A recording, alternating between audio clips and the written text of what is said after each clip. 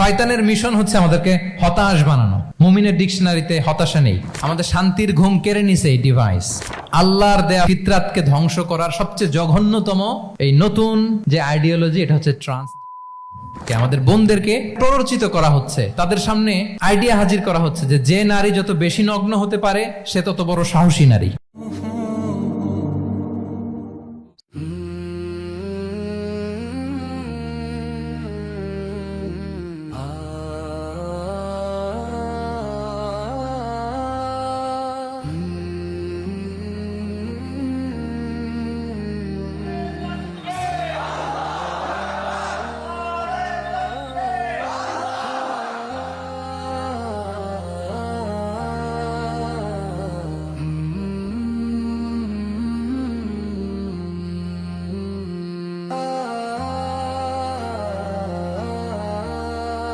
আসসালামু আলাইকুম রহমতুল্লাহি ওয়া বারাকাতুহু।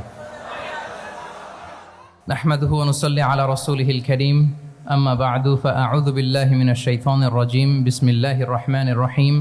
আল ইয়াওমা আকমালতু লাকুম দীনাকুম ওয়া আতমামতু আলাইকুম নি'মাতি ওয়া রাদিতু লাকুমুল ইসলাম দীনা। সাদাকাল্লাহুল আযীম। আপনারা খুব চমৎকার সেমিনারের একটা টপিক নির্ধারণ করেছেন যে আধুনিক যুগে ইসলামিক লাইফস্টাইল। শুরুতে আমি ইসলামিক লাইফস্টাইল বলতে আসলে কি বোঝায় এই আইডিয়াটাকে, কনসেপ্টটাকে ক্লিয়ার করে আমি আমার মূল আলোচনায় যাব ইনশাআল্লাহ বিইذনিল্লাহ। খুব সহজে যদি বলি, ইসলামিক লাইফস্টাইল হচ্ছে যে লাইফস্টাইল কোরআন সুন্নাহ থেকে উৎসারিত এবং যে লাইফস্টাইল হচ্ছে এন্ডোর্সড বাই ইসলাম, যে লাইফস্টাইল আমাদের প্রিয় নবী মুহাম্মদ রাসূলুল্লাহ সাল্লাল্লাহু আলাইহি ওয়া আলিহি ওয়াসাল্লাম তিনি নিজে লিড করে দেখিয়েছেন আমাদেরকে। এটাই হচ্ছে ইসলামিক লাইফস্টাইল।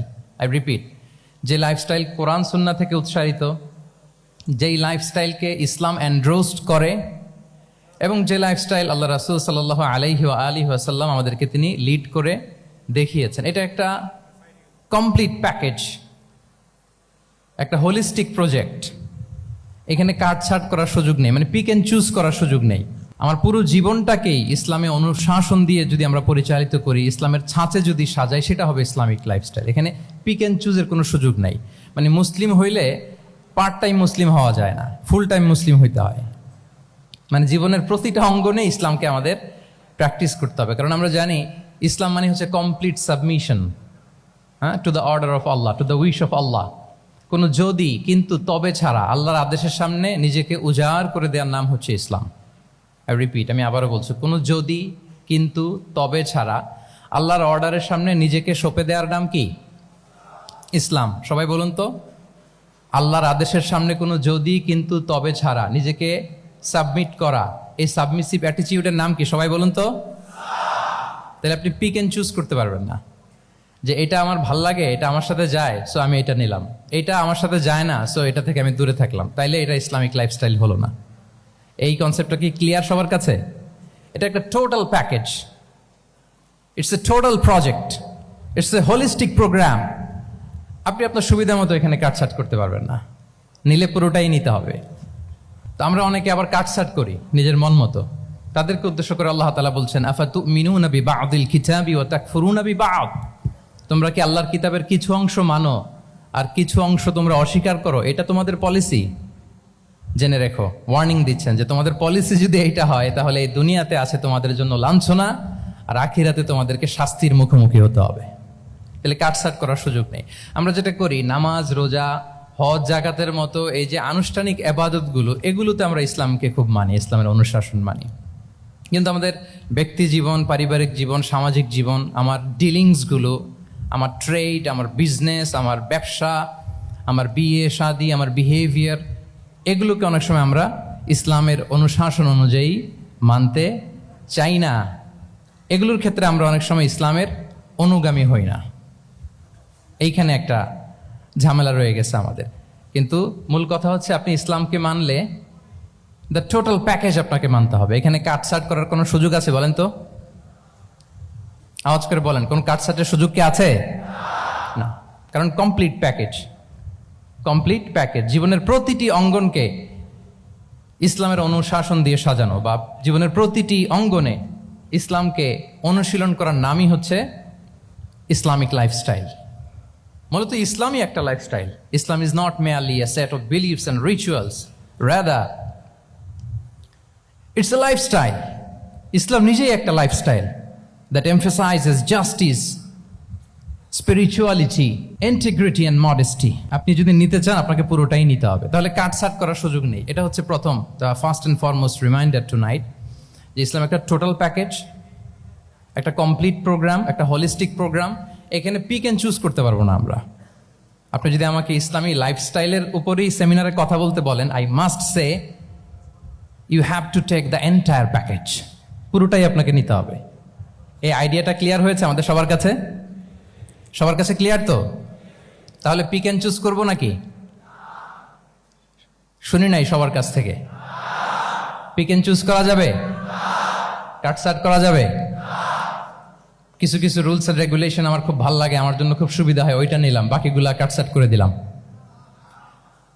তার মানে সহজভাবে পার্ট টাইম মুসলিম হওয়ার কোনো সুযোগ নেই, হলে ফুল টাইম হতে হবে। কাস্টমাইজড ইসলামের কোনো সুযোগ নেই, টোটাল প্যাকেজটাকে আমার অ্যাডাপ্ট করতে হবে। এটা হচ্ছে ইসলামিক লাইফস্টাইল। তো আজকের এই সেমিনারে আমি কিছু ট্রেটস বা the core values of Islamic lifestyle আপনাদের সাথে শেয়ার করবার চেষ্টা করব, যাতে করে ব্যাপারটা আরও ক্রিস্টাল ক্লিয়ার হয় যে আসলে what is Islamic lifestyle all about. আসলে এটা কি, কিভাবে এটা আমরা অ্যাডাপ্ট করব, কিভাবে এটার সাথে নিজেকে খাপ খাওয়াবো, কিভাবে এটা আমরা প্র্যাকটিস করব। তাহলে প্রাথমিক কথা অলরেডি ডান, যে কাটছাট আমরা করব না, পিক অ্যান্ড চুজ করব না, টোটাল প্রোগ্রামটাই আমরা নেওয়ার চেষ্টা করব। তো এখন আমরা কিছু কোর ভ্যালিউজের কথা বলবো, যেগুলো দিয়ে ইসলামিক লাইফস্টাইলের মূল ধরনটা আমাদের কাছে ক্লিয়ার হবে। ইসলামিক লাইফস্টাইলের কথা যদি আমাদেরকে বলতে হয়, প্রথম যেই ট্রেট, যে ক্যারেক্টারিস্টিক্স বা ভ্যালিউর কথা আমাকে বলতে হবে, সেটা হচ্ছে দ্য কনসেপ্ট অফ হালাল and haram. If there is no halal and হারাম, there is no Islamic lifestyle, for sure I am telling you. যদি হালাল হারাম না থাকে, এটা যদি আমরা মেনটেন না করি, এটা কোশ্চিনকালেও ইসলামিক লাইফস্টাইল হবে না। আপনাকে হারাম থেকে যোজন যোজন দূরে থাকতে হবে, আর হালাল দিয়ে জীবনটাকে সাজাতে হবে। কারণ যেখানেই হালাল সেখানেই বারাকা। আই রিপিট, আমি আবারও বলছি, যেখানেই হালাল সেটার মধ্যে কি? হারামে কোনো বারাকা আছে? হারামে আছে অস্থিরতা, সাময়িক উন্মাদনা, এর ভেতরে বারাকা নাই। হালালের ভেতরে আল্লাহ তাআলা বারাকা ঢুকিয়ে দিয়েছেন। আচ্ছা, আপনারা বলুন তো, গরুর গোশত খাওয়া এটা হালাল না হারাম? হালাল। কুকুরের গোশত খাওয়া হালাল না হারাম? আচ্ছা, গরু বছরে বাচ্চা দেয় কয়টা? গাভী? আচ্ছা, একটা। কুকুর দেয় কয়টা? কয়টা? 7টা, 8টা, 10টা? ফ্যামিলি প্ল্যানিং নাই তো? দেদারসে দিচ্ছে। আচ্ছা, গরু হালাল, কুকুর হারাম। গরু বাচ্চা দেয় কয়টা? কুকুর দেদারসে দিচ্ছে। তারপরেও বলেন, আমাদের এই যে বাংলাদেশে আমাদের কুরবানির ঈদে লক্ষ লক্ষ গরু জবাই হয়, বিয়ের অনুষ্ঠানগুলোতে এত গরুর গোশত আমরা খাই, আর প্রতিদিনের চাহিদা মেটানোর জন্য তো কত গরু কোরবানি করা হয়। এরপরে বলেন, বাংলাদেশে গরু বেশি না কুকুর বেশি? সবাই বলেন, গরু বেশি না কুকুর বেশি? কারণ কি? হালাল। কারণ কি? এই হালালে বরকত ঢুকিয়ে দিয়েছে কে? তাহলে if there is no concept of হালাল অ্যান্ড হারাম, there is no Islamic lifestyle. প্রথম core value of Islamic lifestyle হচ্ছে আপনাকে হালাল দিয়ে আপনার জীবনকে সাজাতে হবে। লা ইয়াদখুলুল জান্নাতা জাসাদুন গুযিয়া বিল হারাম। হারাম খেয়ে বর্ধিষ্ণু যে দেহ, সে দেহ আল্লাহর জান্নাতে প্রবেশ করবে না। মানে whatever you consume, it should be halal. এটা হালাল হইতে হবে। শুধু যেটা আপনি খাচ্ছেন এটাই না, কুলু মিম্মা ফিল আরদি হালালাম তাইয়্যিবা, আল্লাহ তাআলা বলেছেন যেটা কনজিউম করবা হালাল হবে, হালাল হতে হবে। তো এটা শুধু এত ন্যারো কনসেপ্ট না, আপনার জীবনের সবটাই হালাল হতে হবে। ইউর ফুড শুড বি হালাল, ইউর ড্রিঙ্ক শুড বি হালাল, ইউর ইনকাম শুড বি হালাল, ইউর ফ্যাশন শুড বি হালাল, ইউর এন্টারটেইনমেন্ট শুড বি হালাল। সব কিছু হালাল হইতে হবে। আমরা অনেকে যে ভুলটা করি, আমরা খাওয়ার ক্ষেত্রে শুধু হালাল খুঁজি, এরকম অনেকে করে, কিন্তু অন্যান্য ক্ষেত্রে হালাল হারামের বাজ বিছান নাই। আমি একটা উদাহরণ প্রায়ই দেই, দেখবেন যে আমাদের বাংলাদেশের সরকারি অফিসগুলোতে তো ঘুষ চলে নাকি? আল্লাহ ঘুষ থেকে এই জাতিকে তুমি হেফাজত করো। আচ্ছা, দেখবেন যে আমাদের বিভিন্ন সরকারি অফিসগুলোর মুসলিম কর্মকর্তারা, তারা ওয়াইন খায় না। আমি দেখেছি থাইল্যান্ডে গিয়েছে, চায়না গিয়েছে অফিসের কাজে, ওখানে হালাল রেস্টুরেন্টগুলো খোঁজে, কারণ মুসলিম, তার হালাল খাইতে হবে। তো সে ওয়াইন খায় না, পর্ক খায় না, কারণ ইসলামে এটা হারাম। আবার অনেক হিন্দু কর্মচারী, সে আবার গরুর গোশত খায় না, কারণ কি তার ধর্মে ওইটা হারাম। কিন্তু এই মুসলিম কর্মচারী, হিন্দু কর্মচারী দুইজনের নির্বিশেষে মাশাআল্লাহ ঘুষ খায়। এরকম হয় না? দেখেন, মুসলিম ওয়াইন খায় না, পর্ক খায় না, তার ধর্মে হারাম। আমার হিন্দু ভাই গরুর গোশত খায় না, এটা তার ধর্মে হারাম। কিন্তু ঘুষ আবার দুই ধর্মে হালাল নাকি? হ্যাঁ, হালাল না। তার মানে ওই যে pick and choose, you got the point, right? Pick and choose করেছে যে আমার ধর্মের এই এই নিয়ম আমি মানবো, কারণ এটা আমার জন্য খুব ফ্লেক্সিবল, এটা খুব ভালো লাগে। কিন্তু যেটা কঠিন হয়ে যাচ্ছে, যেটা তার বিরুদ্ধে দাঁড়াচ্ছে, ওইটা সে মানে না। তাহলে পিক এন্ড চুজ করার কোনো সুযোগ, আমরা আমাদের গোটা জীবনকে হালাল দিয়ে সাজাইতে হবে। তাহলে your lifestyle will be Islamic lifestyle. এই কথাটা কি বুঝতে পেরেছেন?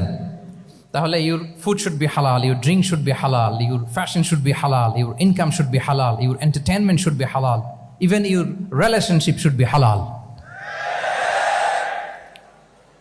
ব্যাপার কি? এটার এত আওয়াজ বেড়ে গেল।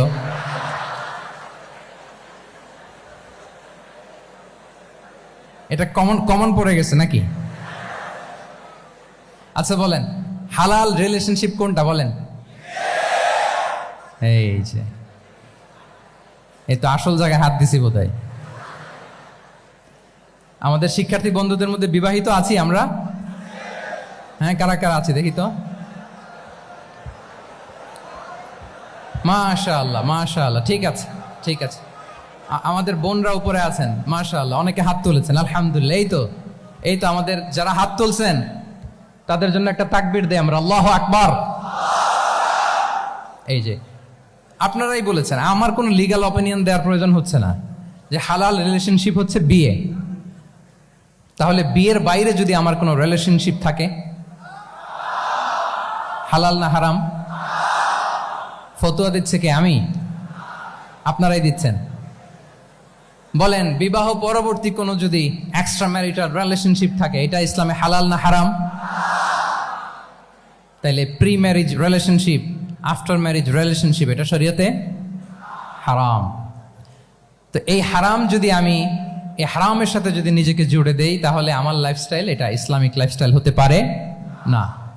আমরা বিয়ের মতো পবিত্র বন্ধনের মধ্য দিয়ে আমরা আমাদের দাম্পত্য জীবনকে উপভোগ করব। আল্লাহ তৌফিক দান করুক। এই যে অনেকে হাত তুলে ফেলছে, মাশাআল্লাহ, তার মানে সেকেন্ড ইয়ারে আছে, ফার্স্ট ইয়ারে আছে, থার্ড ইয়ারে আছে, আলহামদুলিল্লাহ, হালাল রিলেশনশিপে তারা গিয়েছে, মাশাআল্লাহ। তাহলে হালাল এন্ড হারামের ব্যাপারে যদি আমরা বলি, আমাদের পুরো জীবনের প্রতিটি অঙ্গন আমরা হালাল দিয়ে সাজাবো। কি বলেন? পারা যাবে তো ইনশাআল্লাহ? হারামের সাথে আমাদের কোনো সম্পর্ক আছে? হ্যাঁ, আমরা সবকিছু হালাল দিয়ে সাজাবো তো?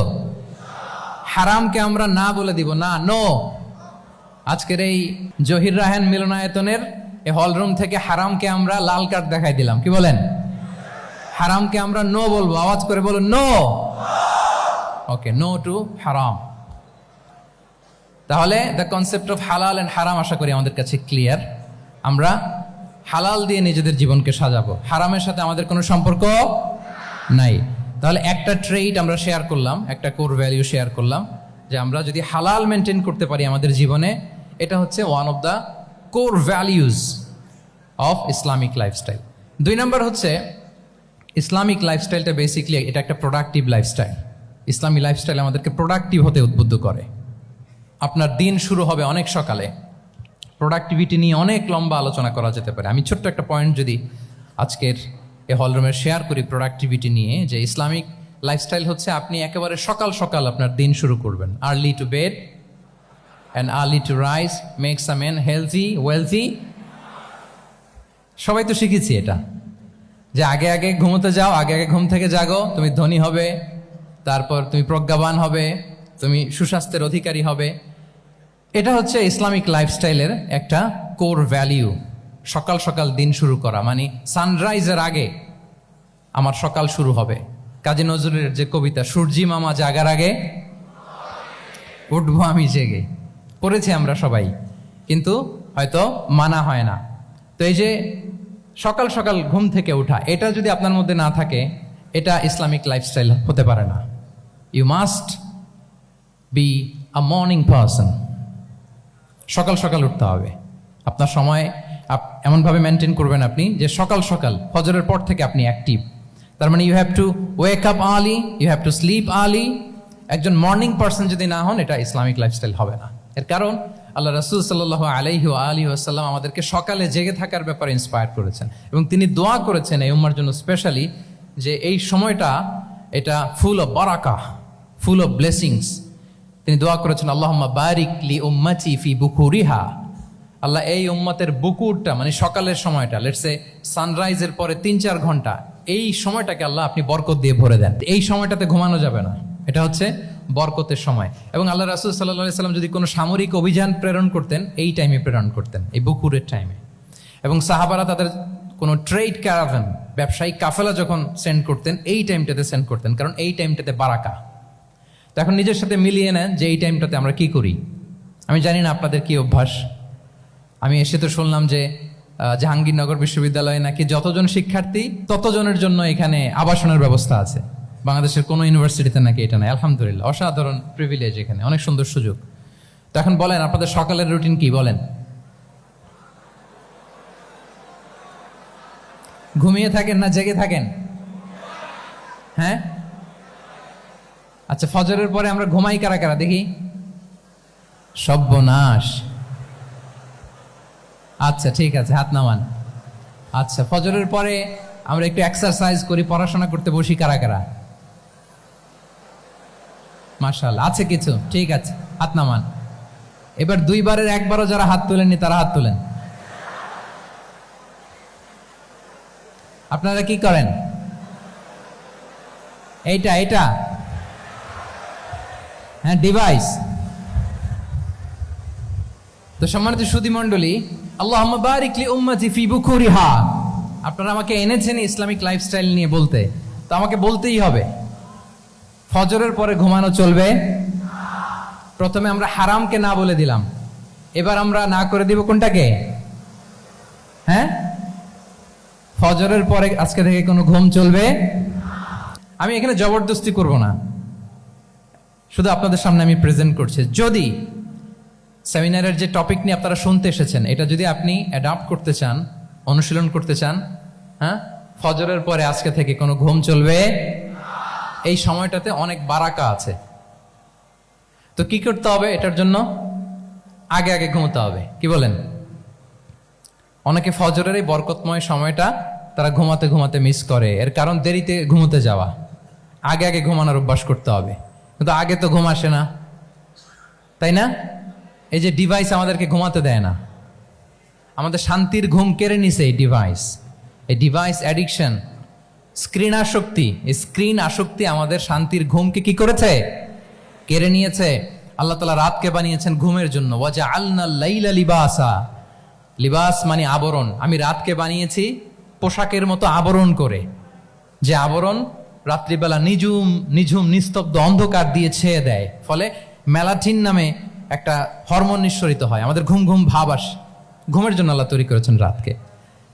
এরপরে আল্লাহ তাআলা বললেন ওয়াজআলনান নাহারা মাআশা। আর দিনকে বানিয়েছি আমি প্রাণ চঞ্চল করে, দিনে আমরা কাজ করব। তাহলে রাতে আগে আগে ঘুম, আর দিনের বেলা আল্লাহ তাআলা আমাদেরকে কাজ করার জন্য সৃষ্টি করেছেন। কিন্তু এই সাইকেলটাকে আমরা ঘুরাই ফেলছি। রাতে যত দেরি করে আপনি ঘুমাবেন, সকালে ঠিক তত দেরি করে আমাকে উঠতে হয়, ঠিক কিনা বলেন? তাহলে ফজরের পর বকুর পিরিয়ড অফ টাইমটাকে কাজে লাগাতে হলে রাতে আমাদেরকে আগে ঘুমাতে যেতে হবে। রাতে কি করতে হবে? আগে ঘুমোতে যেতে হবে। তাহলে 1 নম্বরে কি বললাম? কনসেপ্ট অফ হালাল এন্ড হারাম। 2 নম্বরে বললাম প্রোডাক্টিভিটি। ইসলামিক লাইফস্টাইল হচ্ছে একটা প্রোডাক্টিভ লাইফস্টাইল। এটা মেনটেন করতে হলে প্রোডাক্টিভিটির অনেক কথা। একটা কথা হচ্ছে সকাল সকাল আপনার দিন শুরু করুন। কি পাওয়া যাবে তো ইনশাআল্লাহ? সবাই একসাথে পড়ে ইনশাআল্লাহ। এই যে আমাদের দেরি করে রাতে ঘুম আসে, স্ক্রিন আসক্তি, এই ডিভাইস আমাদের আরামের ঘুম কেড়ে নিছে কেন জানেন? এর কারণ হচ্ছে আল্লাহর দেয়া যে ফিতরাত, এই ফিতরাতকে আমরা উল্টে দিয়েছি। ফিতরাত শব্দটার সাথে আপনাদের পরিচয় আছে? হ্যাঁ, the innate characteristics of a human being. একটা মানুষের যে ক্যারেক্টারিস্টিক্স, যে ইননেট স্বভাব দিয়ে আল্লাহ তাআলা তৈরি করেছেন, নেচার, এটাকে আরবিতে বলে ফিতরাত। এই ফিতরাতের বিরুদ্ধে কিছু করা যাবে না। ইসলামিক লাইফস্টাইল হচ্ছে ফিতরা বেসড লাইফস্টাইল। ফিতরাতাল্লাহিল্লাতী ফাতারান নাসা আলাইহা লা তাবদীলা লিখালকিল্লাহ। আল্লাহর প্রকৃতির অনুসরণ করো, যে প্রকৃতি দিয়ে তিনি মানুষকে সৃষ্টি করেছেন। আর আল্লাহর সৃষ্টি কাঠামোর মধ্যে কোনো পরিবর্তন, কোনো বিকৃতি নেই। সুবহানাল্লাহি বিহামদি। তা আমরা এই ফিতরাতকে চেঞ্জ করে দেওয়ার কারণে এই ঝামেলা। আমরা সবাই এই ফিতরাতের উপর জন্মেছি।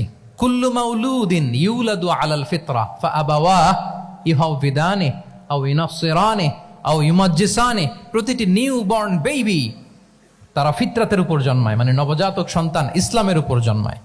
কিন্তু বাবা মা তাকে হয় ইহুদি বানায়, নাসারা বানায় বা অগ্নি উপাসক বানায়। তাহলে এই যে ফিতরাত, আল্লাহর দেয়া ফিতরাতকে যখন আমরা চেঞ্জ করেছি, আমাদের জীবন থেকে বারাকা উঠে গিয়েছে। ফিতরাতকে যদি আরো সহজ করে আমি আপনাদেরকে বুঝাই, তাহলে ফিতরাত হচ্ছে যা কিছু স্বাভাবিক, যা কিছু কল্যাণকর, যা কিছু ভালো, তাই ফিতরাত। আই রিপিট, সুপ্রিয় শিক্ষার্থী বন্ধুরা, ফিতরাত হচ্ছে যা কিছু স্বাভাবিক, যা কিছু ভালো, যা কিছু কল্যাণকর, তাই কি? তাই ফিতরাত। এই যে এখন আরবি কোন মাস চলছে বলেন তো? রজব। এই রজব মাসের ২৬ তারিখ দিবাগত রাত্রে আল্লাহ রাসূল সাল্লাল্লাহু আলাইহি ওয়াসাল্লাম ঊর্ধ্ব জগতের একটা ভিজিটে গিয়েছিলেন। আমরা জানি না সবাই? হ্যাঁ, ইসরা মেরাজের কথা আমরা জানি। সো এই মেরাজ রজনীতে আল্লাহ রাসূল সাল্লাল্লাহু আলাইহি ওয়া আলিহি ওয়াসাল্লাম ফিতরাত, মানে what is the essence of ফিতরা, এটা বোঝানোর জন্য হাদিসটা আমি শেয়ার করছি। মেরাজে যখন গেলেন, জিবরিল আলাইহিস সালাম ওনাকে 2টা পেয়ালা দিলেন। তিনি বললেন, উচিতু বি ইনাআইন, আমাকে 2টি পেয়ালা দেয়া হলো। ফি আহাদিহিমা লাবান ওয়া ফিল আখারি খামর। এক পেয়ালায় ছিল দুধ, আরেক পেয়ালায় ছিল মদ। ফা আখাযতুল লাবান ওয়া শারিবতু। যখন 2টা অপশন দেয়া হলো, 2টা পেয়ালা, আমি দুধের পেয়ালাটা নিলাম এবং সেটা পান করলাম। তখন জিবরিল আলাইহিস সালাম বললেন, আসাবতাল ফিতরা, মানে you are guided to the fitrah, আপনি সঠিকটাই নিয়েছেন। যেটা ফিতরা, যেটা নেওয়া উচিত, আপনি ওইটাই নিয়েছেন। তাহলে এখন আরো সহজ হবে। যদি 2টা পেয়ালা দেয়া হয়, একটা মদের পেয়ালা আর একটা দুধের পেয়ালা, তো আমরা নিব কোনটা বলেন? হ্যাঁ, তাইলেই ফিতরা হবে। তাহলে কি হবে? তাহলে যেটা স্বাভাবিক, যেটা কল্যাণকর, যেটা আমাদের জন্য ভালো, সেটা হচ্ছে ফিতরাত। তাহলে মদের পেয়ালা, দুধের পেয়ালা, কোনটা নিব? সবাই নিব তো নাকি? আমাদের রুচির যে দুর্ভিক্ষ চলতেছে, অনেকে মদের পেয়ালাই নিয়ে নিবে। কি বলেন? আছে না একদল, তারা কি করে? ওইটা চুজ করে ফেলবে। এবার বলেন, আমরা কোন পেয়ালা নিব, মদের না দুধের? আমাদের ঐতিহ্য, আমাদের রুচি, আমাদের মূল্যবোধকে ধ্বংসের যত আয়োজন দরকার, সব সেটআপ চারদিকে আছে। আল্লাহর ফিতরাতকে ধ্বংস করে দেওয়ার শয়তানি সব আয়োজন আমাদের চারিদিকে। বাট আপনাকে রাইট থিংটা চুজ করতে হবে। তাহলে রাসূল সাল্লাল্লাহু আলাইহি ওয়াসাল্লামকে দুধ দেয়া হলো, মদ দেয়া হলো, তিনি নিলেন দুধের পেয়ালা। তাহলে এটা হচ্ছে ফিতরাত। এটা কি? ফিতরাত। এভাবে সবকিছু চেঞ্জ করে দেয়া হয়েছে। সবকিছু, আমাদের লাইফস্টাইল চেঞ্জ করে দেয়া হয়েছে, আমাদের ফুড হ্যাবিট চেঞ্জ করে দেয়া হয়েছে, আমাদের খাদ্যাভ্যাসের মধ্যে পরিবর্তন। দেখবেন যে এখন আমরা যা খাই, আগে কিন্তু এটা খাইতাম না। এখন আমরা প্রসেসড ফুড খাই, হ্যাঁ, ফাস্ট ফুড খাই, জেনেটিক্যালি মডিফাইড যে ফুডগুলো আমরা খাই, এরপরে ল্যাব মিট, কত যে ভয়ঙ্কর। আপনারা জেনে থাকবার কথা যে ল্যাবে তৈরি মাংস দেখেছেন নাকি আপনারা? প্রাকৃতিক মাংসের কোনো ছিটে ফোটা নেই, কিন্তু এটা গরুর মাংস হয়ে গেছে, ওইটা মানুষ খাচ্ছে। মানে আমাদের লাইফস্টাইলও করাপ্টেড, আমাদের ফুড হ্যাবিটও করাপ্টেড, আমাদের স্লিপিং সাইকেলটা করাপ্টেড, সব কিছু করাপ্ট করে দেওয়া হচ্ছে। এবং এটার প্রভাব পড়েছে আমাদের শিশুদের মধ্যেও। দেখবেন যে শিশুরা সবজি খেতে চায় না। আমার তো 2 মেয়ে আছে, আমি তো দেখি বাসায়, বা অনেকের কমপ্লেনগুলো আমরা শুনি। আমাদের এখনকার বাচ্চাদেরকে ভেজিটেবলস দিলে খায় না, মাছ দিলে খায় না, অর্গানিক ভালো ভালো খাবার দিলে শাকসবজি খায় না। কি খাবে জানেন? সচেস খায়, সচেস, হটডগ খায়। হ্যাঁ, ওই যে আপনি অর্ডার দিয়ে বার্গার এনে দিবেন, পিৎজা এনে দিবেন, ওইটা খাবে। তারপর ইনস্ট্যান্ট নুডলস খাবে, স্যুপ খাবে, ফ্রোজেন যত মিল আছে এগুলো খাবে, টিনজাত খাবার যেগুলো দীর্ঘদিন সংরক্ষণ করে রাখা হয়। তো বলেন, আজ থেকে 30 বছর আগে আমাদের বড়রা কিংবা আমাদের শিশুরা, আমরা কেউ কি এই খাবার খেয়েছি বলেন তো? আওয়াজ করেন, খেয়েছি কেউ? They changed the entire system.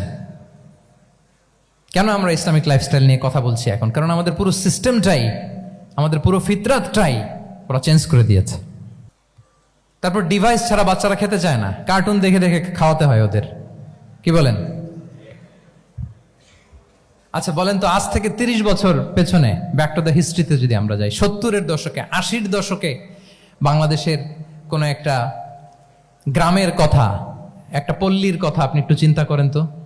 রাত 8টার দিকে, 9টার দিকে আপনি ওই গ্রামের কাউকে খুঁজে পাবেন? 70-এর দশকে, 80-র দশকে একটা গ্রামের পরিবেশের কথা যদি চিন্তা করেন, রাত 8টায় সবার কি অবস্থা বলেন তো? আপনি তো ঘুম খুঁজে পান না, আপনার তো ইনসমনিয়া। আমাদের এখন ট্যাবলেট খাওয়া লাগে না ঘুমের জন্য? আমাদের তো ইনসমনিয়া হয়ে গেছে এখন। কিন্তু আজ থেকে বেশি দূরে না, 30 বছর আগের একটা গ্রামীণ পরিবেশের রাত 8টার পরিবেশ হচ্ছে সবাই ঘুম। আমরা তারও 2 বা 3 ঘন্টা পরে ডিনার করব, কিন্তু ওনাদের মাগরিবের আগে বা পরে ডিনার করে ফেলছে, এশার নামাজ পড়েই কি 1-2 জন না, পুরো গ্রাম জামাতে ঘুম। পুরো গ্রাম জামাতের সাথে ঘুম। তো যে লোকটা 8টার দিকে ঘুমালো, উঠবে কখন বলেন? রাত 3টার পর ওর ঘুম আসবে? আর হ্যাঁ, ঘুমেরও তো একটা লজ্জা শরমের ব্যাপার আছে, আর কত থাকবে এখানে? কি বলেন? আপনি তো ঘুমাতে যান রাত 2টায়, আর আজ থেকে 30 বছর আগে আমার বাংলাদেশের একটা গ্রামীণ পরিবেশে রাত 8টার দিকে সবাই ঘুম। আমরা এখন যেই টাইমটাতে ঘুমোতে যাই, ওই সময় ওনাদের অর্ধেক ঘুম শেষ। ফজরের নামাজ পড়ে আমাদের বাপ চাচারা কি করতো? হ্যাঁ, একটু ব্যাক টু দ্য হিস্ট্রিতে তাকান না। ফজরের নামাজ পড়ে এক বল পান্তা ভাত খাইতো। আমরা তো এখন এতটুক খাইলে আমাদের এটা বার্ন করার জন্য দৌড়াইতে হয় 5 কিলো, জিমনেশিয়ামে যাইতে হয়, কত আয়োজন, কত ওয়ার্কআউট করা লাগে। এক বল কাঁচামরিচ দিয়ে, পোড়ামরিচ দিয়ে ভাত খেয়ে চলে যাইতো ফসল খেতে। দুপুরে আবার এক বল, খাইতে বসলেই এক বল। আমরা সারা মাসে খেতে পারি না এক বল। আচ্ছা, কি খেত? খাওয়ার আইটেমটা দেখেন তো, কোনো ফরমালিন আছে? কথা বলেন। কোনো মেডিসিন ছিল না, একেবারে ফ্রেশ, হ্যাঁ, পিওর অর্গানিক। নিজেদের মাঠ থেকে আনা যে ধান, ঢেকি ছাটার ধান দিয়ে ভাত খেত। বাড়ির পুকুরের মাছ, কোনো ফরমালিন নাই। নিজের চাষ করা সবজি খেত, গোয়ালের দুধ খেত। আমরা অনেকে মনে করি যে আমাদের এই যে সায়েন্স অ্যান্ড টেকনোলজিক্যাল অ্যাডভান্সমেন্টের যুগে আমরা বোধহয় খুব সুখে আছি, আমাদের দাদা পরদাদারা বোধহয় এত সুখ করে যায় নাই। ওনারা যে সুখ করে গেছে তা আমরা চোখেও দেখি নাই। আমার দাদা পরদাদারা যে সুখে লাইফ লিড করেছে তার অর্ধেকও আমরা করতে পারি না। তারাই আসলে শান্তির, সুখের, আনন্দের সময়টা তারা কাটিয়েছে। তাহলে সম্মানিত সুধী মণ্ডলী, পুরো আমি আপনাদেরকে বোঝানোর চেষ্টা করছি যে ইসলামিক লাইফস্টাইল নিয়ে why we should talk about Islamic lifestyle. কারণ পুরো সিস্টেমটাকে তারা কলাপস করেছে, করাপ্ট করেছে। ওদের ফুড হ্যাবিট, ওদের লাইফস্টাইল, ওদের স্লিপিং স্টাইল সব চেঞ্জ করেছে। তো এই জন্য আল্লাহর দেয়া ফিতরাতকে যেন আমরা প্রিজার্ভ করি, আমরা সচেতন হই। এখনই যদি সচেতন না হই, ডিজাস্টার আমাদের জন্য অপেক্ষা করছে। Just wait and see. তাহলে ইসলামিক লাইফস্টাইল হচ্ছে একটা ফিতরা বেসড লাইফস্টাইল। এই ফিতরাকে আমাদেরকে প্রিজার্ভ করতে হবে। তাহলে 3টা পয়েন্ট বলে ফেলছি অলরেডি, যদি আপনাদের মনে থাকে। প্রথমে কি বলেছিলাম? হালাল, হালাল দিয়ে জীবন সাজাবো। 2 নম্বরে প্রোডাক্টিভিটির জন্য কি করব? রাতে দেরি করে ঘুমাবো, তাহলে আগে আগে ঘুমাবো, ফলে আগে আগে ঘুম থেকে জেগে কাজ শুরু করব। 3 নম্বরে ফিতরা, মানে আল্লাহর দেয়া প্রাকৃতিক যে নিয়ম, মানে আলোর সাথে সাথে আমার জীবন শুরু, আলো নাই আমিও ঘুমায় পড়বো। কি বলেন? আপনি উন্নত দেশে তো তাই হয়। জাপানে আমি কয়েকবার গিয়েছি, আগে আগে ঘুমায় পড়ে। ইভেন আমেরিকাতে আমি কয়েকবার গিয়েছি, অনেক অনেক শহরে 8টার পরে সুপার শপ বন্ধ, 8টার পরে ঘুম এরা। আমরা হাঁটছি কোন দিকে? আমরা একটু নিজেদেরকে প্রশ্ন করি। তাহলে 3 নম্বর হচ্ছে ফিতরা বেসড যে লাইফস্টাইল, এটার দিকে আমাদেরকে ফিরে আসতে হবে। 4 নম্বর হচ্ছে মডেস্টি, শালীনতা। One of the core values of Islamic lifestyle. এই শালীনতা আমরা হারাতে বসেছি। মডেস্টি বললে অনেকে শুধু কাপড় চোপড় নিয়ে চিন্তা করে যে ছোট কাপড়, বড় কাপড়। Modesty is not about only clothing, but also your behaviour, your dealing, your overall character. শুধু আপনি মডেস্টি, শালীনতা বললে কাপড় চোপড় নিয়ে চিন্তা করবেন না। এটা আপনার মডেস্টি ইন ইউর স্পিচ, আপনার কথার মধ্যেও শব্দ চয়নে মডেস্টি থাকতে হবে, আপনার বিহেভিয়ারে মডেস্টি থাকতে হবে, আপনার ডিলিংসে মডেস্টি থাকতে হবে। এই শালীনতা আমরা হারাচ্ছি। তার বিপরীতে আমাদের সমাজে অশ্লীলতার প্রসার হচ্ছে, লাজুকতা হারিয়ে যাচ্ছে। লাজুকতা, লজ্জা শরম থাকা, এটা যে কত বড় নেয়ামা, যেই জাতি একবার এটা হারিয়ে ফেলে আর কোনো কিছু দিয়ে জোড়াতালি দিয়ে এটা তারা রিভাইভ করতে পারে না। এই যে ওয়েস্ট তো এখন যা যা আমাদেরকে শিখাইছে, যেটাকে আমরা স্ট্যান্ডার্ড মনে করি, আবার তারা ফিরতেছে। এই যে ডিভাইসের কথা বলছি না, আপনি অস্ট্রেলিয়ার খোঁজ খবর নেন, যারা খোঁজ নিয়েছেন তারা জানেন আন্ডার 16 কোনো বাচ্চা সোশ্যাল মিডিয়া ইউজ করতে পারে না অস্ট্রেলিয়াতে। 1 মাস অ্যাপ্লাই করে, কান্ট্রি ওয়াইড অ্যাপ্লাই করে দেখায় ফেলছে। Facebook, including Facebook, WhatsApp, Twitter, TikTok, 10টা অ্যাপস যেগুলো বাচ্চাদের মধ্যে এডিকশন নিয়ে আসে, এগুলো সব বন্ধ। জানেন এই নিউজটা? জানেন? মানে ফিরতেছে, উল্টা ফিরতেছে। এই যে শালীনতার কথা আমরা বলি, এটা হারাচ্ছে। রাসূল সাল্লাল্লাহু আলাইহি ওয়াসাল্লাম বলেন, যার শালীনতা নাই, ইযা লাম তাস্তাহি ফাসনা মা শি'তা, যখন তোমার লজ্জা শরম থাকবে না, যা মনে চায় তাই করো। শিশু মোহাম্মদ চলে গেল সেই বনু সাদে, ছোট্ট মোহাম্মদ কাঁদে না কখনো, ক্ষুধা লাগলেও কাঁদে না, ব্যথা পেলেও কাঁদে না। কিন্তু ছোট্ট মোহাম্মদের প্রাইভেটসের জায়গা থেকে কাপড়টা যখন সরে যেত, শিশু মোহাম্মদ কেঁদে দিত। সুবহানাল্লাহ, শালীনতা। ইযা লাম তাস্তাহি ফাসনা মা শি'তা। রাসূল সাল্লাল্লাহু আলাইহি ওয়াসাল্লাম বলেছেন, যদি তোমার লজ্জা শরম না থাকে, লজ্জা শরমের মাথা যদি তুমি খাও, তুমি সব করতে পারবা, তোমাকে দিয়ে সব সম্ভব। তাহলে এই শালীনতা, এটা অনেক বড় নেয়ামা।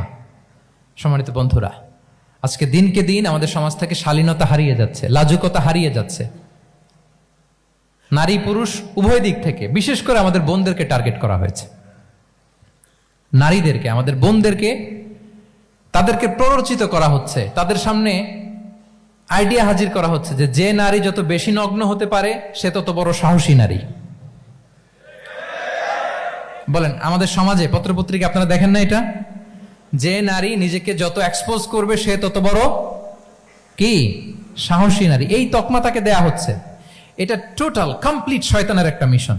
শয়তানের প্রথম মিশন হচ্ছে বনি আদমকে বিবস্ত্র করা। কি করা? আল্লাহ তাআলা আদম আলাইহিস সালাম, হাওয়া আলাইহিস সালামকে বলেছিলেন যে নিষিদ্ধ গাছ যেও না, খেও না। শয়তানের প্ররোচনায় খেয়ে ফেলেছিলেন, সাথে সাথে জান্নাতের পোশাক খুলে পড়েছে। তার মানে শয়তানের প্রথম মিশন হচ্ছে মানুষকে কি করা? নগ্ন করা। মানুষকে কি করা?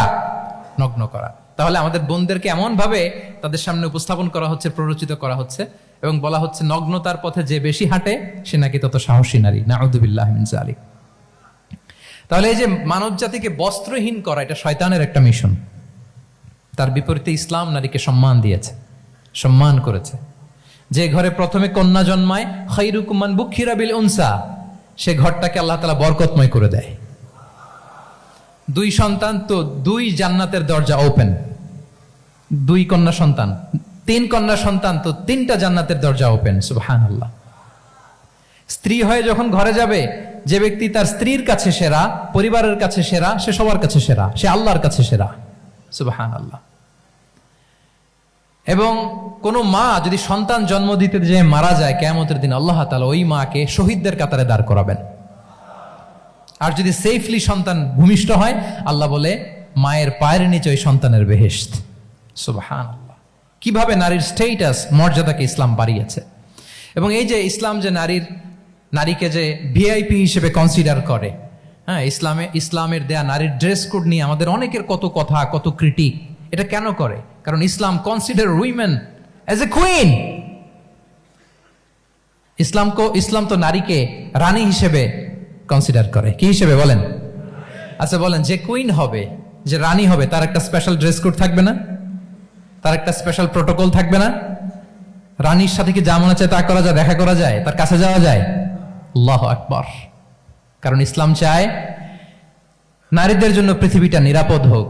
ইসলাম চায় নিজ গৃহে বা কর্মক্ষেত্রে নারীরা নিরাপদ থাক। ইসলামের যত ভ্যালিউজ আছে, যত রুলস এন্ড রেগুলেশন আছে, এটা আমাদের ভালোর জন্য, মানব জাতির কল্যাণের জন্য।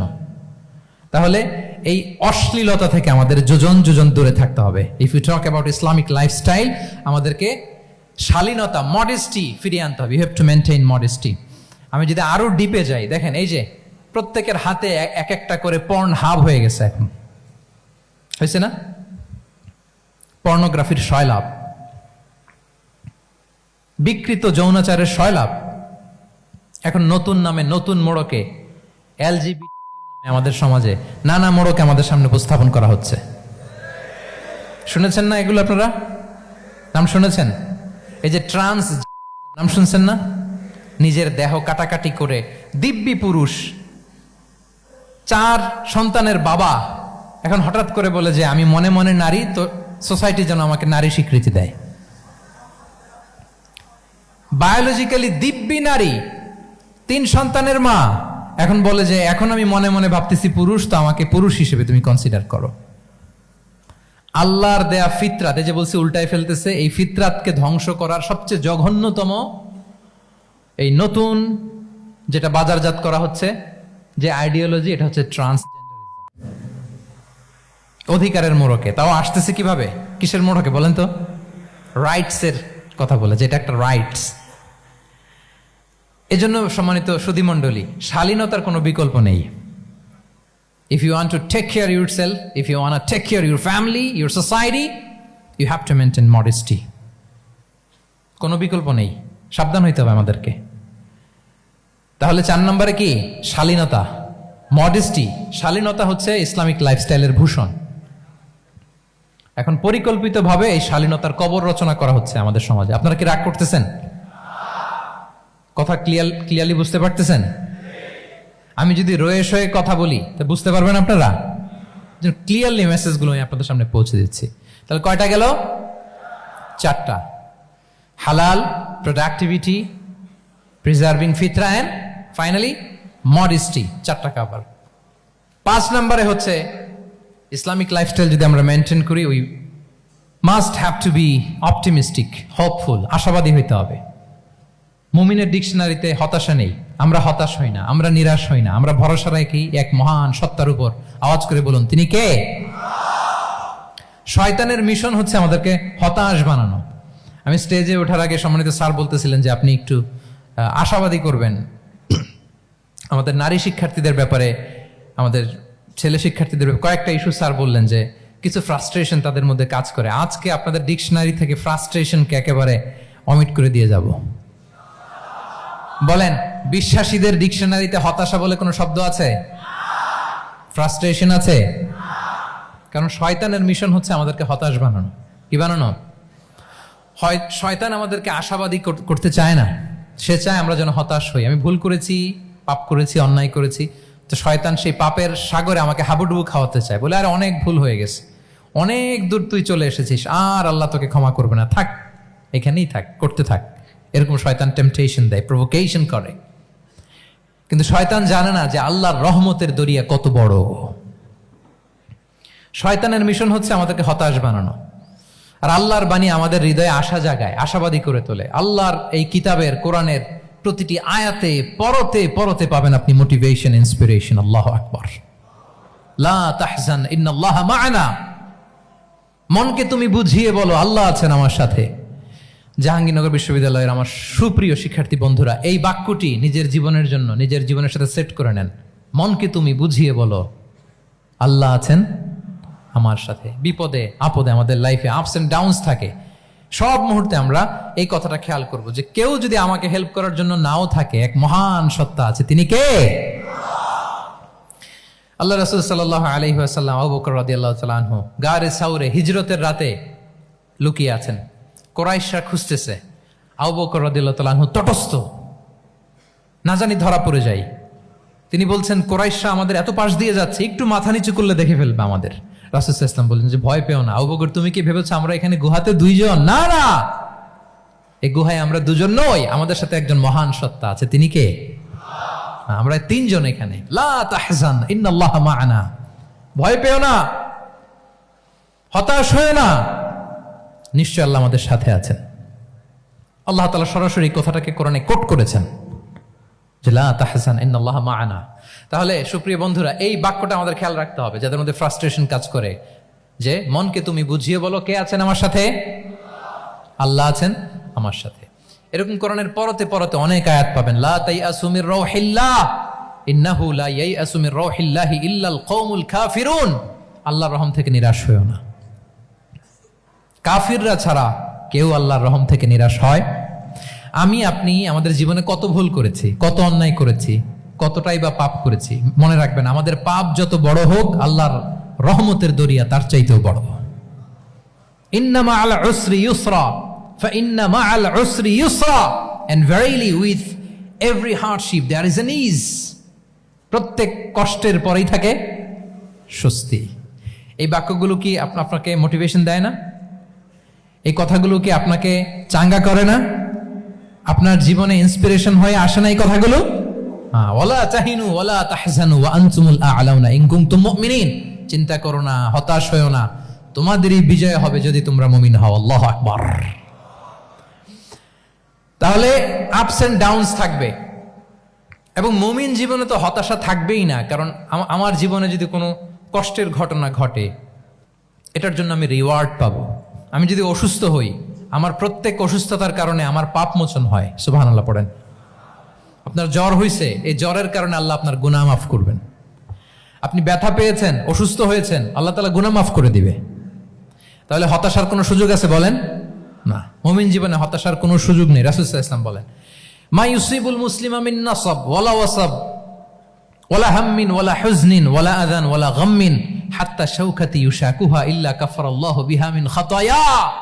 মুমিন জীবনে যত ব্যথা, কষ্ট, দুঃখ, এমনকি ফল পাড়তে যে গাছের কাটার খোঁচা যদি খান, রাসূল সাল্লাল্লাহু আলাইহি ওয়াসাল্লাম বলেন ওই খোঁচার ব্যথার কারণে আল্লাহ তোমার গুনাহ মাফ করে দেয়। কেউ অসুস্থ হয়ে রাসূল সাল্লাল্লাহু আলাইহি ওয়াসাল্লামের কাছে আসলে রাসূল সাল্লাল্লাহু আলাইহি ওয়াসাল্লাম কি বলতেন জানেন? কেউ জানেন? লা বাস আলাইক তুহুরুন ইনশাআল্লাহ। তিনি বলতেন, আরে don't worry about it, it will cleanse up your scenes. ভয় পেও না, আরে এই অসুস্থতা, এটার কারণে আল্লাহ তোমার গুনাহ মাফ করে দিবে। সুবহানাল্লাহ। তাহলে অসুস্থ ব্যক্তি আর উজ্জীবিত হতো না? রাসূল সাল্লাল্লাহু আলাইহি ওয়াসাল্লাম অসুস্থ ব্যক্তিকে দেখলেই মাথায় হাত বুলিয়ে দিতেন, দোয়া করতেন, আল্লাহুম্মা রাব্বান নাস আযহিবিল বাস ইশফি আনতা শাফি, দোয়া করে দিতেন। আর বলতেন, আরে ভয় পেও না, এই অসুস্থতা তোমার গুনাহ মাফ করে দিচ্ছে। তাহলে অসুস্থতার মধ্যেও তারা উজ্জীবিত হতো। আমরা মানুষকে আশাবাদী করব, ভয় দেখাবো না। অসুস্থ মানুষকে ভিজিট করতে গেলে আপনারা কি করেন? ভয় দেখান নাকি? না, আশাবাদী করবেন। বলবেন যে আরে কি অসুস্থতা, আপনার দেখে অনেক সুস্থ লাগতেছে, বলতে পারবেন না?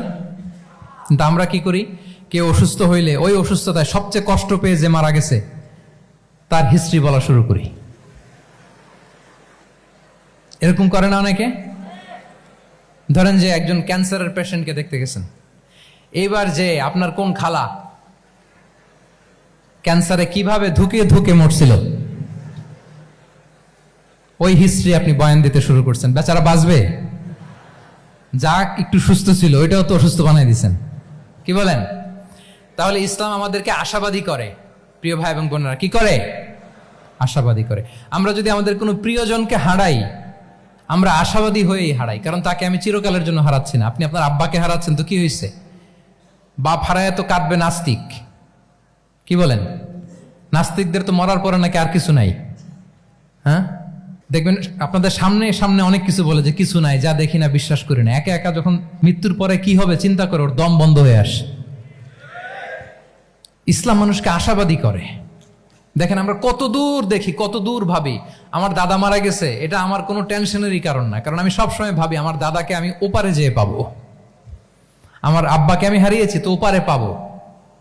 আমার বন্ধুকে আমি হারিয়েছি, কাছের বন্ধুটা যে আমার জন্য খুব ইন্সপিরেশন ছিল, সাময়িক বিচ্ছেদ এটা আমাদের জন্য, কারণ আমরা ওই জগতে বিশ্বাস করি। আল্লাহু আকবার। তাহলে হতাশা আমাদের ডিকশনারিতে আজকে থেকে রাখা যাবে। ইসলামিক লাইফস্টাইল যদি মেনটেন করতে চান, you have to be optimistic. Clear কথাটা?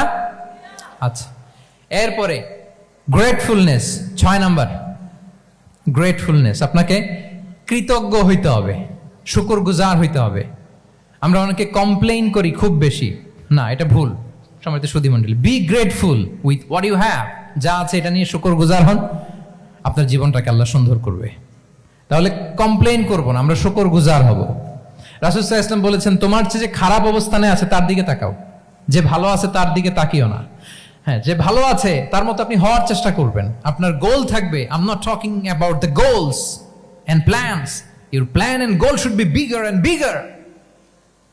বাট আপনি ও খুব ধনী, ও খুব ভালো আছে, এটা দেখে কষ্ট পাবেন না, কারণ আপনি খেয়াল করেন যে আপনার চেয়ে অনেক খারাপ অবস্থানে আছে অনেকে, ওর দিকে তাকালে দেখবেন যে আপনার আর খারাপ লাগতেছে না। শেখ সাদি রাহিমাহুল্লাহ, বিখ্যাত কবি, নাম শুনেছেন না? ওনার একবার পায়ে দেওয়ার মতো জুতা ছিল না। কি ছিল না? সবাই বলুন, কি ছিল না? জুতা।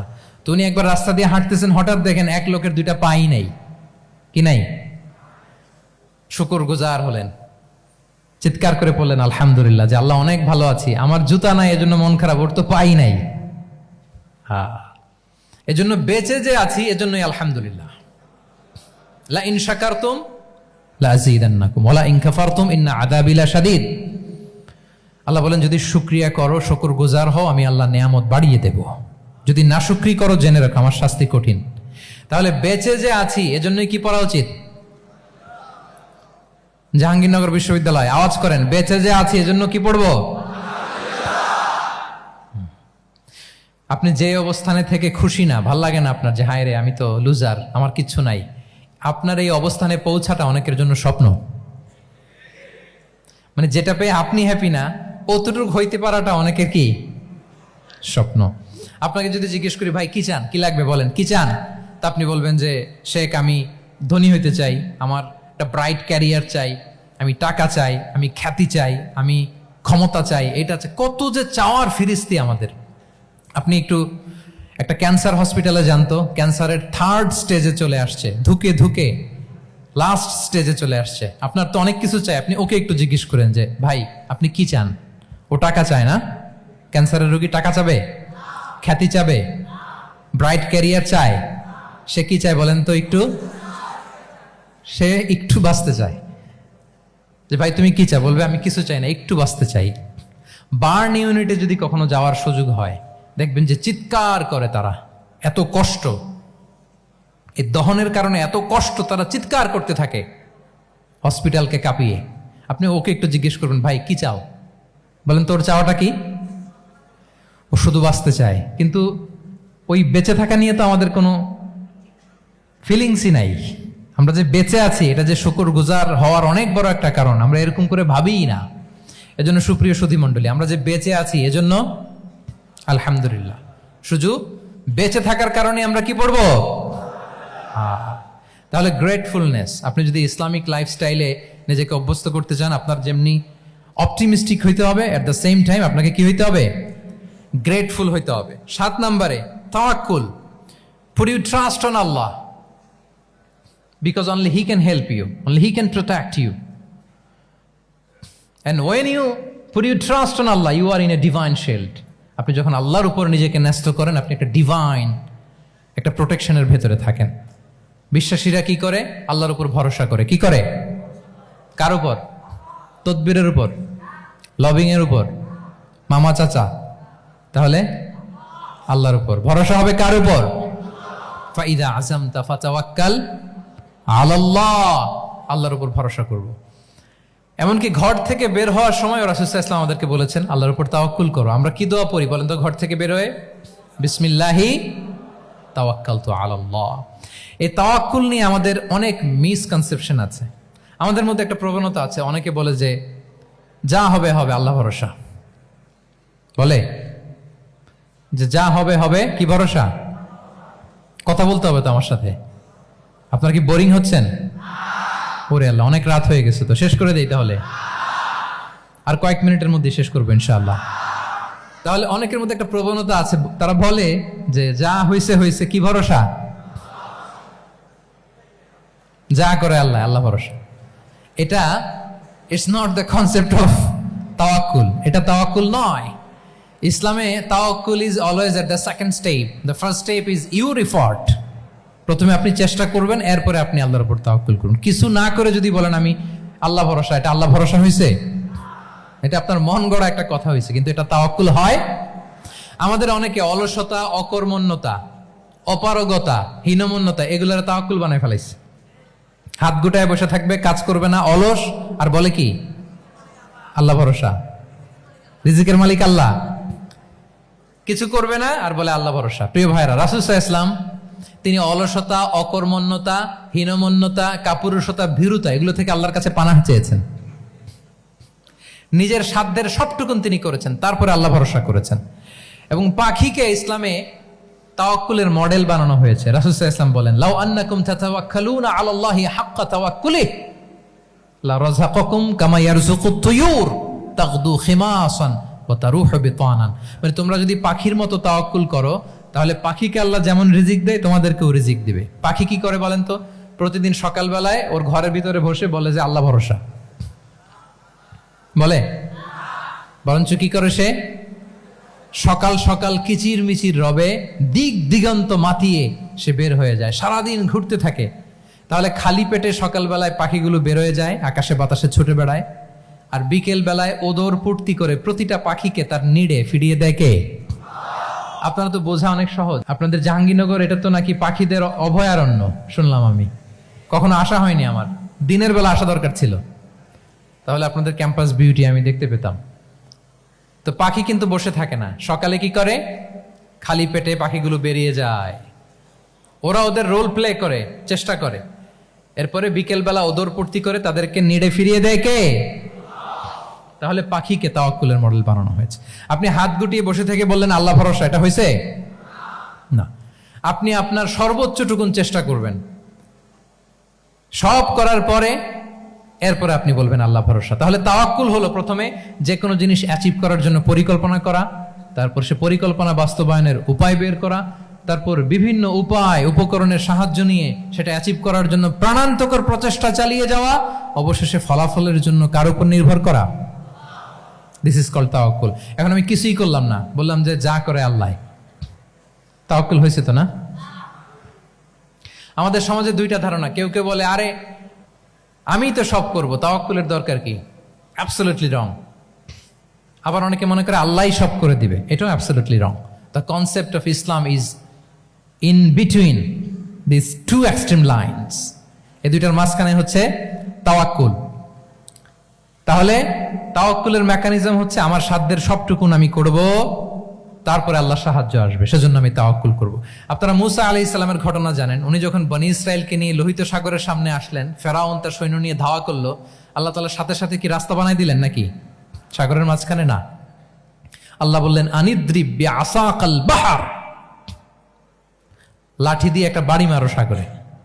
মুসা আলাইহিস সালাম বাড়ি না মারলে তো আল্লাহ রাস্তা বানাতে পারতেন না, না পারতেন না? পারতেন, কিন্তু এটা তাওয়াক্কুলের মেকানিজম নয়। ওনাকে বলেছেন বাড়ি মারো, উনি লাঠি দিয়ে বাড়ি মারলেন, বিশাল রাস্তা হয়ে গেল। মারিয়াম আলাইহিস সালাম যখন ঈসা আলাইহিস সালামকে ডেলিভারি করলেন, ক্লান্ত শ্রান্ত ক্ষুধার্ত, কি খাবেন? আল্লাহ তাআলা বললেন ওয়াহুজ্জি ইলাইকি বিজিযইন নাখলাতি তুসাকিত আলাইকি রুতাবান জানিয়া। মানে মারিয়াম একটু কষ্ট করে উঁচু হয়ে পাশে একটা খেজুর গাছ আছে, ওটা ডাল ধরে টান দাও, টসটসে পাকা খেজুর পড়বে নিচে, ওটা খাও। উনি টান না দিলে আল্লাহ এমনি অটোমেটিক্যালি পাঠাতে পারতেন না খেজুর? আল্লাহ পাঠাননি। তাহলে এই পৃথিবীর সিস্টেম হচ্ছে আপনাকে কষ্ট করতে হবে, আপনার রোলটা আপনাকে প্লে করতে হবে। ইসলামে তাওয়াক্কুল is always at the second step, the first step is your effort. আপনাকে চেষ্টা করতে হবে, তারপরে আপনি তাওয়াক্কুল করবেন, তাহলে এটা প্রপার তাওয়াক্কুল হবে। তাহলে এখন থেকে হাত গুটিয়ে বসে থেকে আল্লাহ ভরসা বলবেন? আমরা এটা ভুল করে ফেলি। রাসূল সাল্লাল্লাহু আলাইহি ওয়াসাল্লাম, ওনার কাছে আল্লাহর সাহায্য আসতো, জিবরিল আলাইহিস সালাম আসতো, তারপরেও কখনো তিনি নিজের ভাগ্য আল্লাহর হাতে ছেড়ে দিতেন না। আমাদের মতো যা করে আল্লাহ ভরসা বলে কখনো নিজের ভাগ্য আল্লাহর হাতে ছেড়ে দিতেন, বরং নিজের সাধ্যের সবটুকুন দিয়ে তিনি চেষ্টা করতেন, তারপর তিনি ভরসা করতেন কার উপর? আপনি হিজরতের ঘটনাটা দেখেন। আল্লাহ যেদিন বললেন যে আজ রাতেই তুমি আর আবু বকর হিজরত করো, রাসূল সাল্লাল্লাহু আলাইহি ওয়াসাল্লাম ওই দিন দুপুরবেলা আবু বকর রাদিয়াল্লাহু তাআলা আনহুর ঘরে গেলেন। তিনি কখনো দুপুরবেলা বেরোন না, তিনি কখনো মাস্ক পরে বেরোতেন না। সেদিন তিনি মাস্ক পরে বেরোলেন, খারাজা মুতাকান্নিয়ান, মুখ ঢেকে বেরোলেন। আবু বকর রাদিয়াল্লাহু তাআলা আনহুর ঘরে যেয়ে বলেন, আবু বকর আখরিজ মান ফিল বাইত, ঘরে যারা আছে বের করে দাও, প্রাইভেট আলাপ আছে। আবু বকর রাদিয়াল্লাহু তাআলা আনহু বললেন, ইয়া রাসূলুল্লাহ, আসমা আর আয়েশা একজন তো আপনার পরিবার আর একজন তার বোন, আমরাই তো, বলেন। রাসূল সাল্লাল্লাহু আলাইহি ওয়াসাল্লাম আশ্বস্ত হলেন, বললেন যে আজ রাতেই আমরা হিজরত করব, আজ রাতেই। মক্কা থেকে মদিনা হচ্ছে উত্তর দিকে, কোন দিকে? আপার নর্থ। তিনি মক্কা থেকে মদিনায় হিজরত করবেন উত্তরে, কিন্তু তিনি বের হলেন দক্ষিণ দিক দিয়ে শত্রুর চোখে ধুলি দেওয়ার জন্য। দেখেন, দিনের বেলা বেরোলেন না, রাতে বেরোলেন। দেখেন, একটার পর একটা প্রিকশন। দুপুরে বেরোলেন, চেহারা ঢেকে বেরোলেন, প্রাইভেসি মেনটেন করলেন। ডেস্টিনেশন এদিকে, বের হলেন এই দিক দিয়ে, সবার চোখের অন্তরালে তিনি বের হলেন। এবং তিনি আবু বকর রাদিয়াল্লাহু তাআলা আনহুকে বললেন, সবাই যেই পথে মদিনা যায় আমরা কিন্তু ওই পথে যাব না, ক্যারাভানগুলো যেই পথে যায় ওই পথে না, সাওয়াহিলি একটা আনইউজুয়াল রুট ধরে আমরা যাব, সাগরের পার ঘেঁষে ঘেঁষে, যাতে ওরা বুঝতে না পারে। এই জন্য আবু বকর রাদিয়াল্লাহু তাআলা আনহু একজনকে ভাড়া করলেন, আব্দুল্লাহ ইবনে উরাইকেত নামে, যে আনইউজুয়াল রাউটটা চিনে, যে সাগরের পাশ ঘেঁষে চলে যাওয়া পথ দিয়ে মক্কা থেকে রাসূল সাল্লাল্লাহু আলাইহি ওয়াসাল্লামকে মদিনায় পৌঁছায় দেবে। 2টা উট তিনি 2 মাস ধরে এটাকে নার্চারিং করে রাখলেন। 3 দিন আবু বকর রাদিয়াল্লাহু তাআলা আনহু এবং রাসূল সাল্লাল্লাহু আলাইহি ওয়াসাল্লাম গারে সাউরে অবস্থান করলেন 3 দিন, যাতে করে বুঝতে পারেন যে মক্কায় তাদের ব্যাপারে কি বলা হয়। এবং আবু বকর রাদিয়াল্লাহু তাআলা আনহুর ছোট্ট ছেলে আব্দুল্লাহকে অ্যাসাইন করা হলো যে, আব্দুল্লাহ, তুমি তো ছোট মানুষ, তুমি প্রতিদিন মক্কার বাজারে যেয়ে শুনবা যে আমাদের ব্যাপারে কুরাইশরা কি বলে। নিশ্চয়ই তারা তন্ন তন্ন হয়ে আমাদেরকে খুঁজবে, না পেয়ে ওরা কি কি পলিসি নেয় এটা এসে আমাদেরকে জানাবা। সুবহানাল্লাহ। ছোট্ট আব্দুল্লাহ মক্কার বাজারে কে কি বলে শুনে গোয়েন্দার মতো করে, স্পাইয়ের মতো করে সে তথ্যগুলো নিয়ে, খাবার নিয়ে গারে সাউরে প্রতিদিন ইনফরমেশন পাস করে আসতো, আবার খাবার দিয়ে আসতো। আচ্ছা বলেন তো, এই ছোট্ট আব্দুল্লাহ যেই পথে যায়, মরুভূমির উপরে তার ফুটপ্রিন্ট আছে না, আব্দুল্লাহর ফুটপ্রিন্ট। তো কোরাইশরা তো তন্ন তন্ন হয়ে রাসূল সাল্লাল্লাহু আলাইহি ওয়াসাল্লামকে খুঁজতেছে, ডানে বায়ে সামনে পেছনে সব জায়গায়। তারা যদি আব্দুল্লাহর ছোট্ট পায়ের ছাপ পায় আর সেটাই যদি ফলো করে, তাহলে ডিরেক্টলি তারা কোথায় যেয়ে পৌঁছবে? রাসূল সাল্লাল্লাহু আলাইহি ওয়াসাল্লামের কাছে, গারে সাউরে। আল্লাহ রাসূল সাল্লাল্লাহু আলাইহি ওয়াসাল্লাম কি করলেন? আবু বকর রাদিয়াল্লাহু তাআলা আনহু কি করলেন? আমির ইবনে ফুহায়রা নামে আরেকটা লোককে অ্যাসাইন করলেন, যে 3 দিনের জন্য আব্দুল্লাহ যখন তথ্য নিয়ে খাবার দিয়ে চলে যাবে, আমির ইবনে ফুহায়রা, তোমার কাজ হচ্ছে যেই পথ দিয়ে আব্দুল্লাহ হেঁটেছে এই পথ দিয়ে তুমি আমাদের ছাগলগুলোকে একটু চড়াই দিবা। তাহলে ওখানে ওই বাচ্চার আর ফুটপ্রিন্ট থাকবে না, ওই ছাগলগুলোর পায়ের ছাপ থাকবে। অনেক লম্বা ঘটনা, এরকম একটার পর একটা প্রিকশন আল্লাহ রাসূল সাল্লাল্লাহু আলাইহি ওয়াসাল্লাম এবং আবু বকর রাদিয়াল্লাহু তাআলা আনহু ওনারা নিয়ে তারপরে হিজরতের পথে রওনা হয়েছেন। এবং যখন রওনা হয়েছেন, রাসূল সাল্লাল্লাহু আলাইহি ওয়াসাল্লাম ডানে বায়ে তাকান না, তিনি কোরআন তেলাওয়াত করছিলেন। হি ওয়াজ রিসাইটিং দ্য কোরআন, কারণ now he is in the state of তাওয়াক্কুল। এখন তিনি তাওয়াক্কুল করতেছেন। তাহলে বলেন তো, তাওয়াক্কুল কি শুরুতে না শেষে? তারপরে কতটা শেষে? আপনার চেষ্টা, আপনার তদবির, আপনার লবিং, আপনার এফর্ট, আপনার সাধ্যের নাগালে থাকা সব কিছু উজাড় করে দেওয়ার পরে আপনি বলবেন তাওয়াক্কালতু। আমরা করি কি? আমরা কি করি? আল্লাহ ভরসা। ভাই কি প্ল্যান আপনার? হুজুর আল্লাহ ভরসা। এবার বলেন, এটা হয়েছে?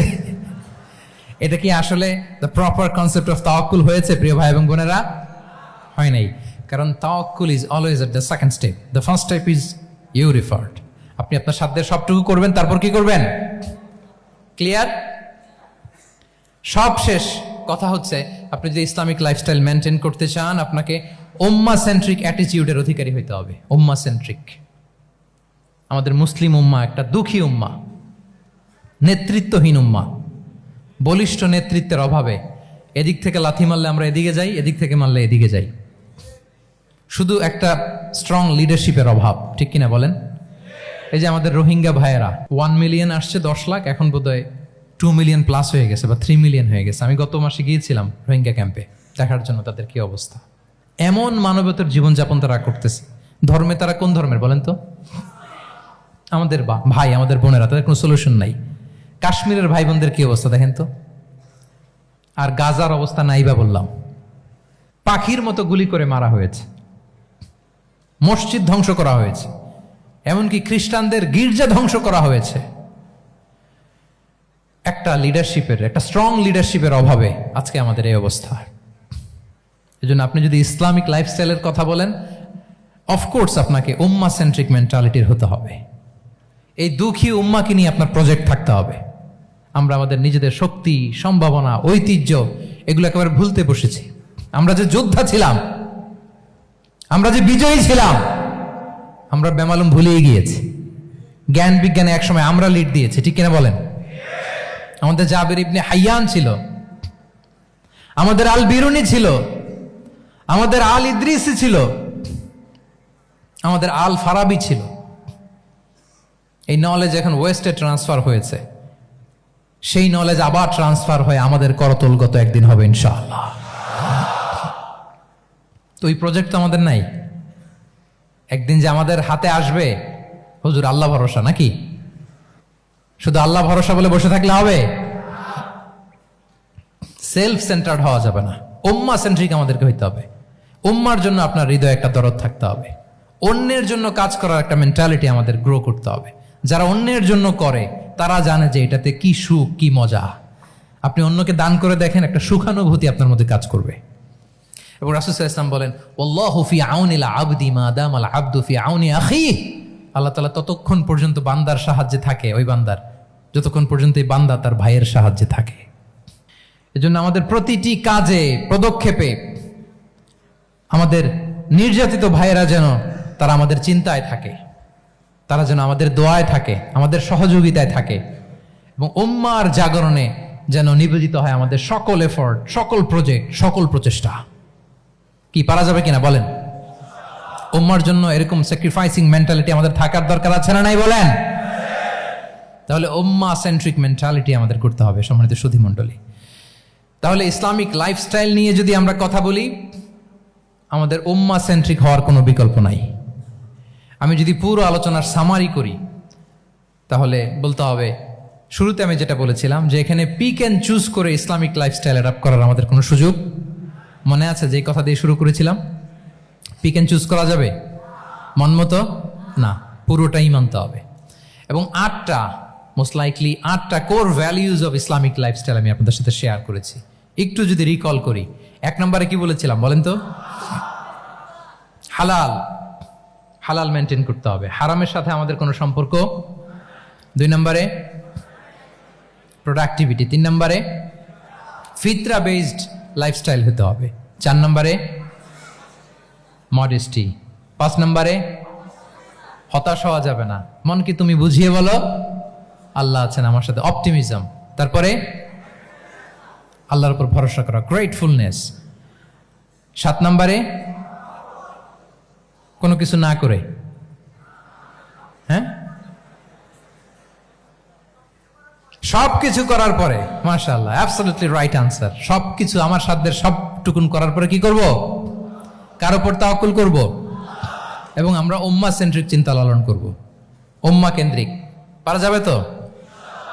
এই কোর ভ্যালিউজগুলো যদি আপনি মেনটেন করেন, this would be the Islamic lifestyle. সম্মানিত সুধী, ইসলাম আমাদেরকে যে লাইফস্টাইল প্রেসক্রাইব করেছে, সেই প্রেসক্রাইব লাইফস্টাইলই আমাদেরকে সাবস্ক্রাইব করতে হবে। এর বাইরে মুসলিমের কোনো লাইফস্টাইল থাকতে পারে? এর বাইরে অন্য কোনো লাইফস্টাইল আল্লাহর কাছে গ্রহণযোগ্য হতে পারে? আল্লাহ তাআলা আমাদের সবাইকে কথাগুলো বোঝার ও আমল করার তৌফিক দান করুন।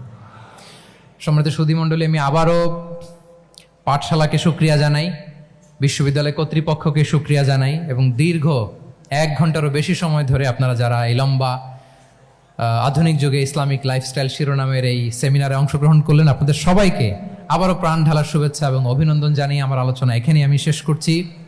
হাযা মা ইনদি ওয়াল ইলমু ইনদাল্লাহি আলাইহি তাওয়াক্কালতু ওয়া ইলাইহি উনীব। ওয়াসসালামু আলাইকুম ওয়া রাহমাতুল্লাহি ওয়া বারাকাতুহু।